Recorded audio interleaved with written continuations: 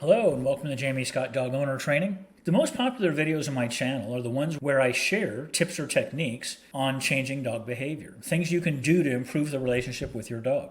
In that spirit, I've decided to do a series on how to get your dogs to take you seriously.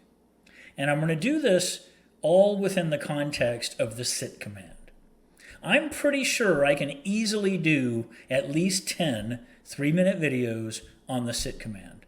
There is a lot of nuance and it brings in a lot of peripheral concepts that are really important. And that's where I'm going to start today. This is part 1.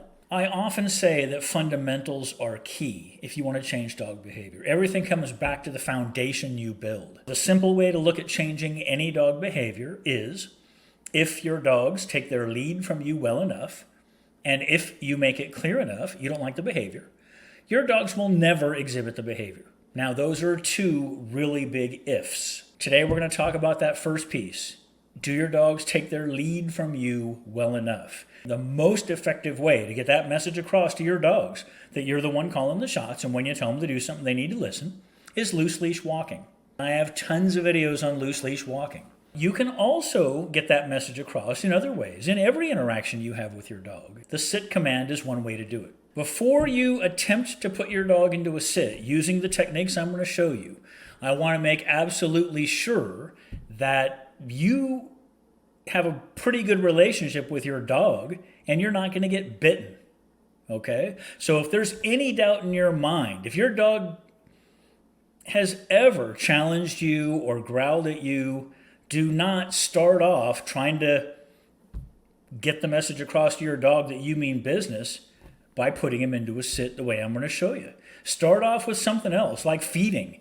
Because when you're feeding, you don't have to get anywhere near your dog. You can put him in a weight across the room and then start lowering the food bowl. And if he leans or fidgets, lift the food bowl back up until he gets back behind the line.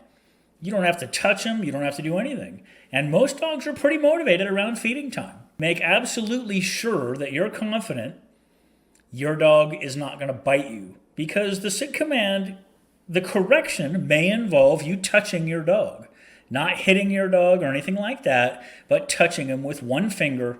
And if your dog does not want to be touched, he might bite you if you do that. I'm going to try to make each part so it stands alone, has value if you don't watch them in order. That's what I got for you today. I'm on X now, linked below. Thanks for watching, and take care.